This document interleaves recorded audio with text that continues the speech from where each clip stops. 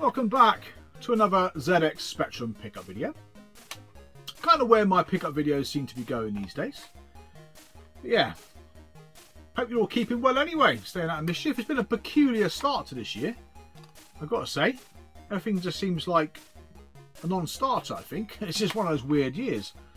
But yeah, I got myself a few Spectrum games this year, as you can imagine. A couple of other bits on the BBC, Amstrad, Commodore 64, ST, and one Amiga title, which I'll save those for a sort of a mixed pickup video, probably for the beginning of next month. Pickups for me are going to certainly slow down as personal circumstances change. So you just have to bear with me. It depends how long it takes to get back into the swing of things to pick up more games to show you, really. But what I'll do is go through these sort of 14, 15 Spectrum games as per usual. Multiple games here are budget games. It's only a handful of full price titles. It's a strange oddity on the Mastertronic label, which I'm looking forward to sharing with you.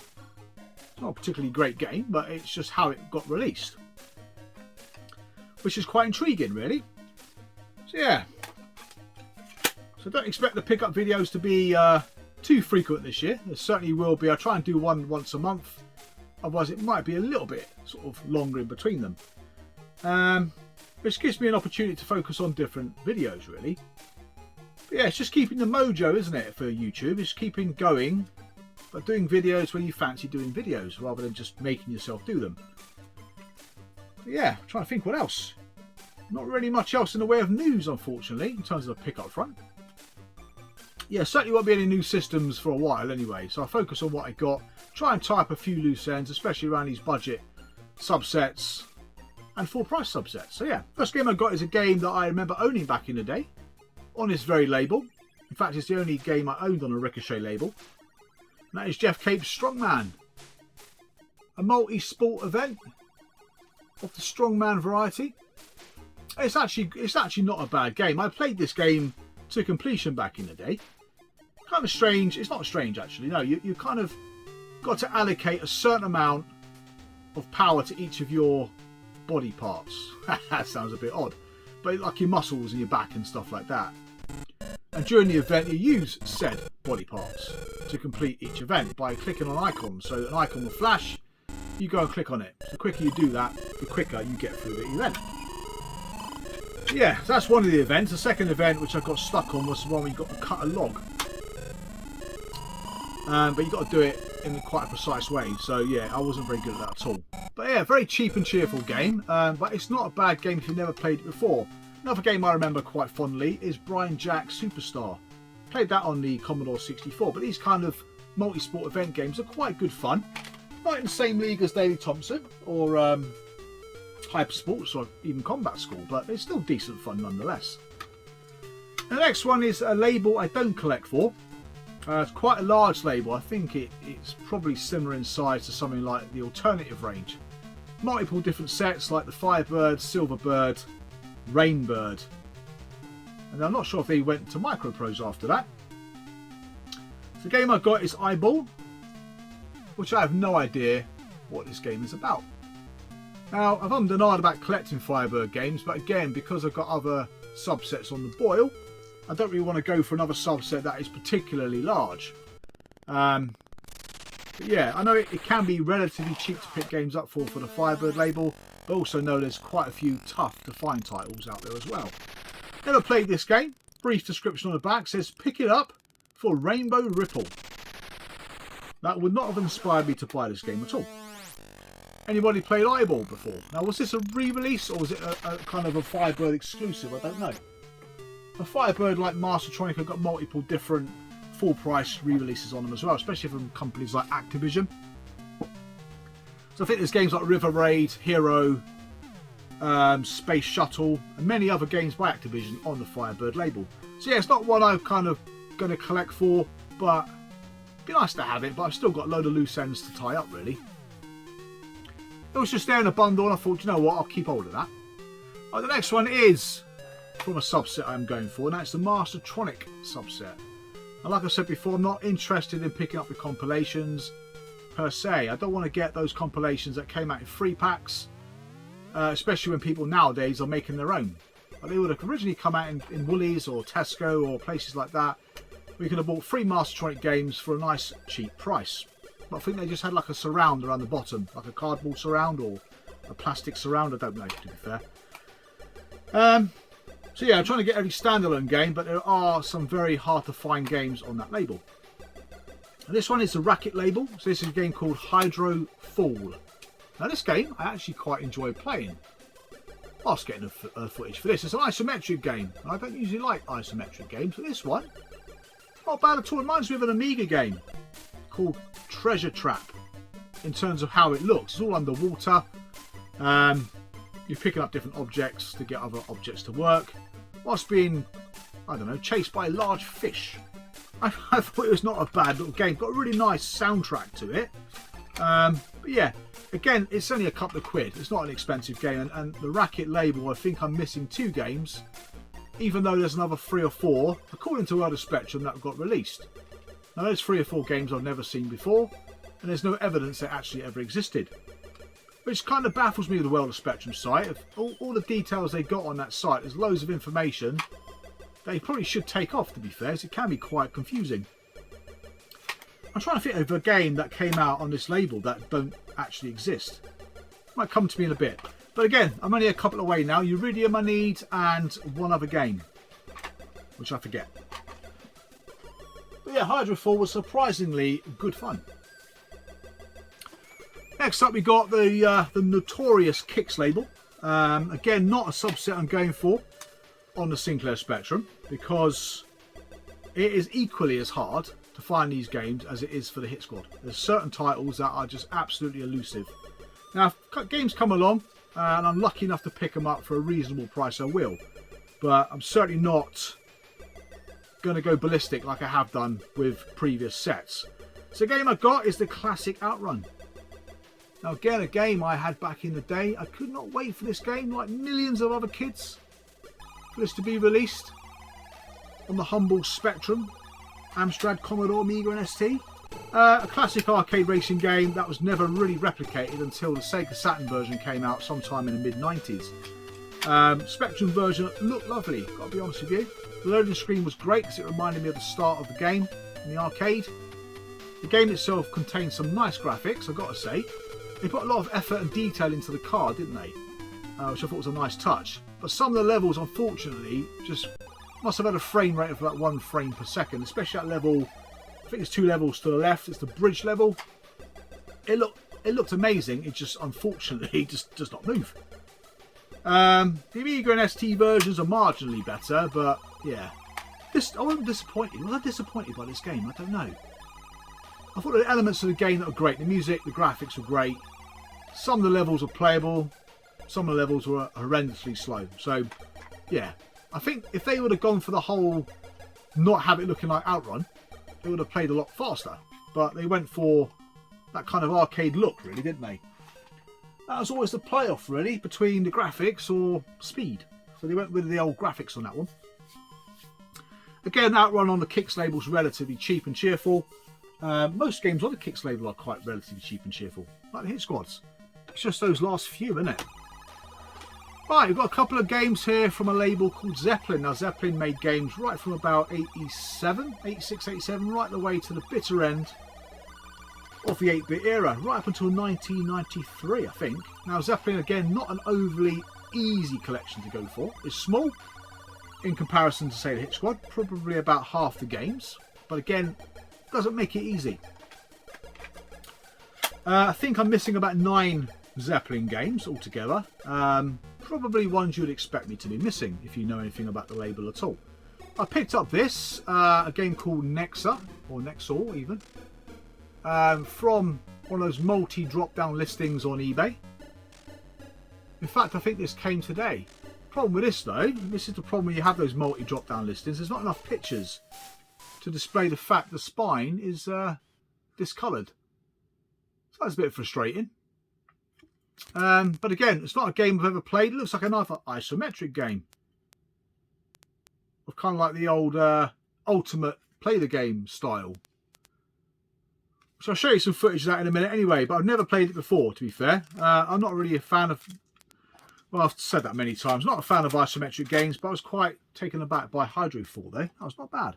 So next, again, I think it's cost me about £4 or £5. Disappointing. Bearing in mind the spine is sun faded. But not one you see very often. Next one I got as part of a bundle called International Tennis, this one. Quite a late Zeppelin release. Not a bad tennis game either. This came out in 1992. So I had to buy a bundle for this. I only kept this and one other game from the bundle. But like I said, some of these games are really late releases, therefore are very difficult to find. But yeah, I'm not very good at tennis games, to be honest. They can be hit or miss, can't they? Some of them are very accurate. You get towards the ball, push the button, away you go. This one I found it quite difficult to get used to. You almost got to stand right in front of the ball, even though you think you'd have to stand a bit to the side. There was one tennis game I played, you had to stand about half a mile away from the ball to hit it. But yeah, it's all right. I don't think many people would have played that back in the day, but I quite like it. Yeah, again, like I said, part of a bundle. The games worked out to be less than £1 a game, to be fair. So again, quite a cheap and cheerful pickup. Yeah, so last time I did a budget video, I talked about budget games. I talked about a game called, no it wasn't, it was in my varied video. I think I talked about a game called Space Pilot. It's got a Commodore 64 release. And Daryl reached out and said to me, a game got released under the Powerhouse label. And that game is called Time Flight. I've got to be honest with you, this is a very shocking interpretation of Time Pilot. Well, Space Pilot was very good. I subsequently found out it got released by Kingsoft Stroke Anco on the 16-bit machines as well. So I can imagine it's not a bad conversion, but I think the C64 one I really enjoyed. Whereas this one, yeah, this is hard. It's a brutally hard game to play. Because the ship literally just spins at such a rate, it's hard to actually get it to go in any one direction. And the amount of times I crash is unbelievable. You pick up words that make the word warp, I think, to go to the next level. So you haven't even got to shoot other planes. So yeah, the mechanic of this particular clone of the game isn't very good. But it's nice to have it in the collections. It's quite an anomaly, this one. I think I picked this up from an online store.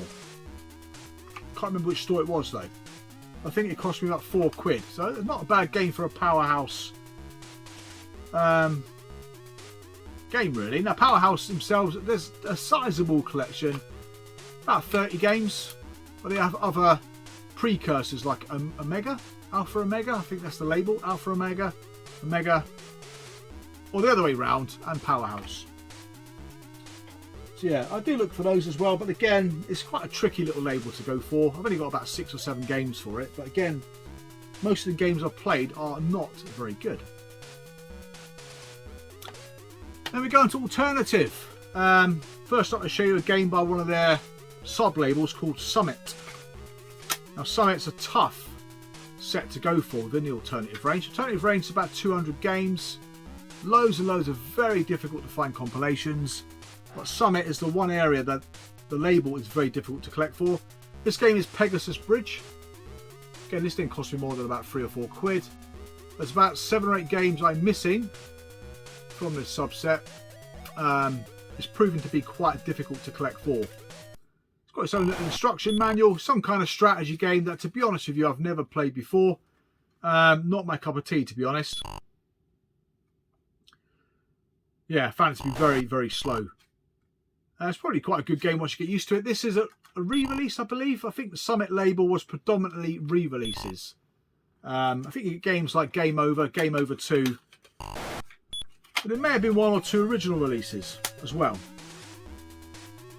But yeah, quite a cool little bit of artwork there. But generally a very tough label to complete. And then we've got a gift from Dave. Retro games played badly. Again, I don't need many standalone alternative games. I think I'm down to just 5. I think 12 altogether for the alternative label, for 5 standalone games. So Dave gifted me this, which is a game called Hysteria. It's a game written by Jonathan Smith. Used similar sound effects from his Cobra game. It's a good little game. would you say run and gun? Probably a run and gun style game. You've got to pick up puzzle pieces. So once you pick up the puzzle pieces, it makes an image of a face. And then the end of level guardian turns up at some point. You defeat him and go to the next level and repeat the same thing again. Graphics are nice, as you'd expect from Jonathan Smith. Very decent gameplay. It's the only special effects game that I know of that didn't get released by Ocean Software. So yeah, full price game is quite desirable. A budget game, again, don't see very often. So pleased to have that. Like I said, down to 5 alternative branded games left to get. So thank you very much, Dave. Very much appreciate, mate. And the next one is again by Alternative. Now this one has eluded me for some time. It's on a couple of different retro game sites at quite an expensive price. It's on eBay at an expensive price, but it came up as a bundle. I was going to go for the bundle, then the bundle got ended because the game was taken out and sold for £25. So it took me a little while to find it eventually. At a standalone auction, that game is called Kentucky Racing. Not what I was expecting. This one was £15, so one of the more expensive pickups in this particular video. But I was thinking of something like Sport of Kings, which is a really cool little game by Mastertronic Added Dimension, I think. Where you place bets on horses.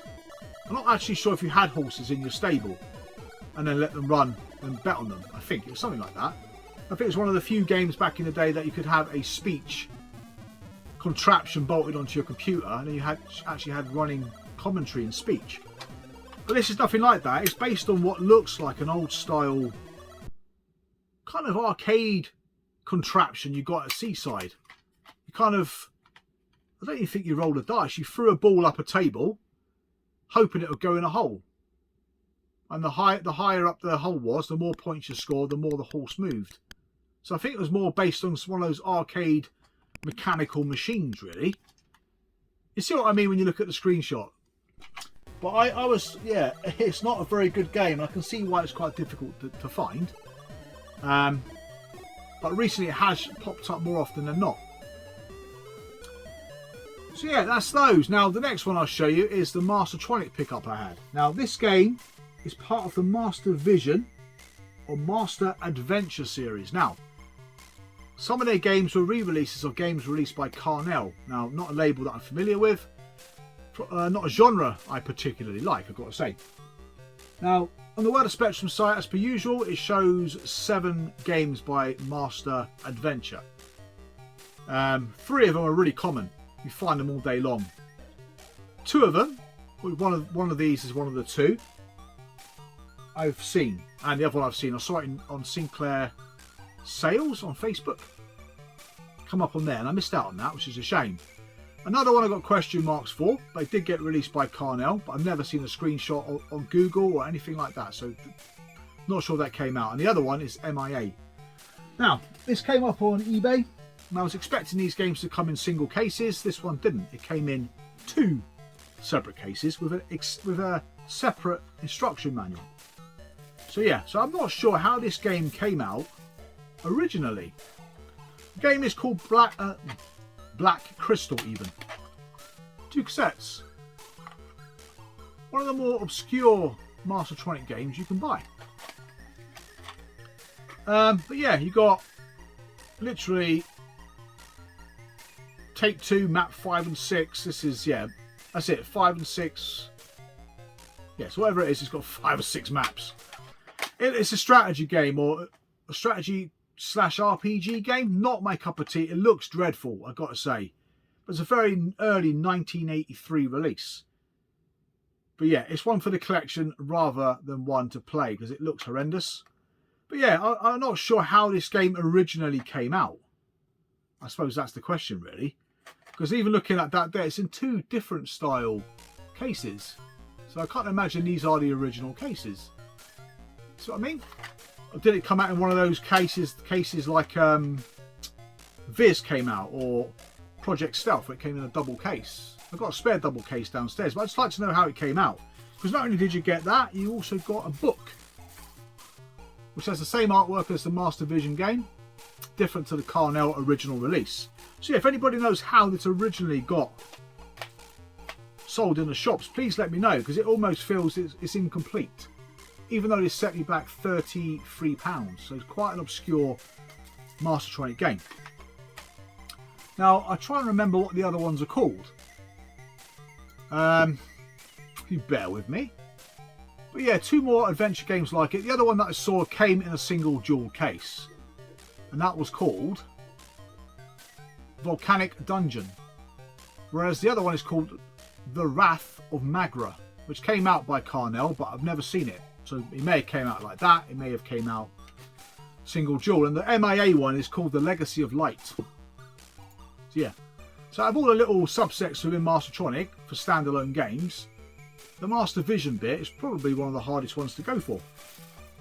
Don't get me wrong, there's some hard games to get on the Americana label and also the Tronics label,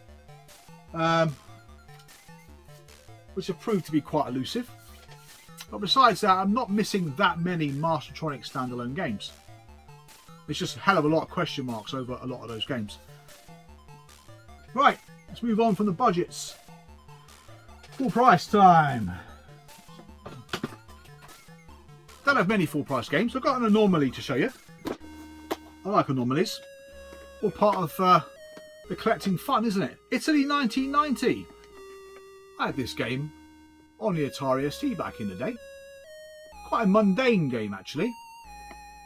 This is probably in mint condition. It's absolutely fantastic condition.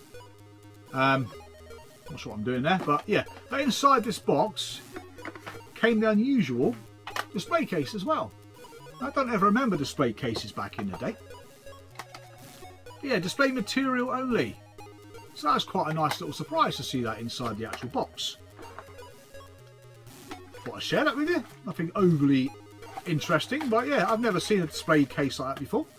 So if anybody knows where they were used, please let me know. As I got a bit older, I used to buy a lot of my games from Virgin Megastore in the end. I used to make a sort of trip out of it, go up to the West End and go to Marble Arch or to Oxford Street. There's 2 branches I think I remember back in the day. I used to go there and buy my games. It's just quite a nice experience, wasn't it? Do something a bit different. But I don't remember them being displayed like that there.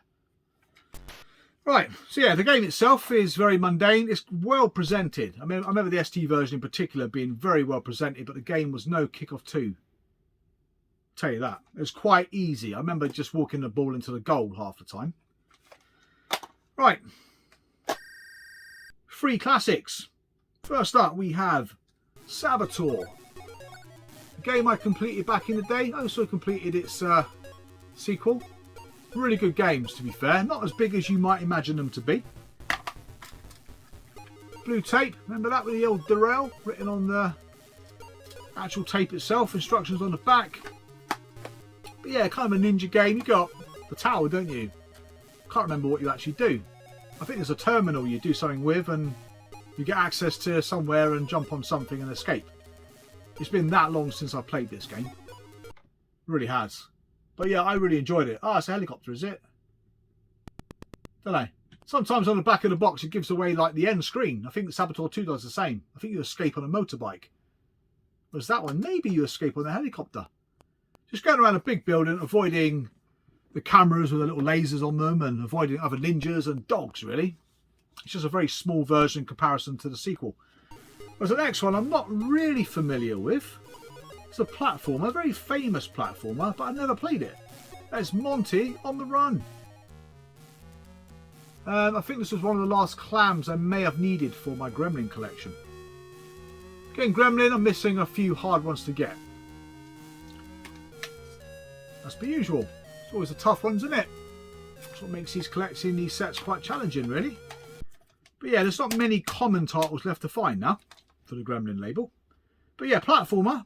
By the looks of it, I've played Vida Say Monty. That was pretty cool, albeit hard. I played another one that came out in a dual case as well. What was it called? Wanted Monty Mole? That was alright. And Impossible, which was more of the same, really. Probably felt a bit dated by the time that came out in the late 80s, early 90s. But yeah, Monty On The Run, Crash Smash, what more can you ask for? And then finally I got a game which I picked up along with a few budget games by a publisher who, to be fair, I don't really have a lot of Nostalgia 4. But apparently some of their games were amongst some of the best games to be released at the time. There may have been a King Justice video that I watched, I think it was, talking about this particular publisher, called Odin. Heartland is the game I picked up. Don't know much about this publisher at all really, but I know they release games like, is it Nodes of Yesod? There's another Yesod game and a few other games, but graphically they look fantastic, they really do. Show you the inlay there of a bit of the old glare, but yeah, it's a really good game. It's just, yeah, I haven't really played it for more than sort of 10 minutes as usual. But yeah, this was I think when he sold out to British Telecom. Apparently the games they made before that were the better games to play. I found it a bit slow, this particular game. This was about £5, so I thought it was a good price, that's why I picked it up. But I would like to pick up some more Odin classics, just to see how they play really. I think that's it.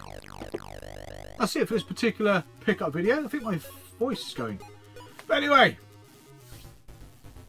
I hope you enjoyed it. I hope you enjoyed it. I don't know. But like I said, it'll be much like this throughout the year. That's probably why I'm not going to make as many pickup videos. I know many of you not really that interested in stuff like this. But yeah, the collection is just trying to get those loose ends together and finish off different sets like the Zeppelin set, Gremlin, US Gold. That's going to prove to be a git as well. One or two tough titles in that. Mastertronic, Alternative. They're primarily the ones I'm kind of going for. The others I'll just pick up as and when, like the Kicks games, Powerhouse games.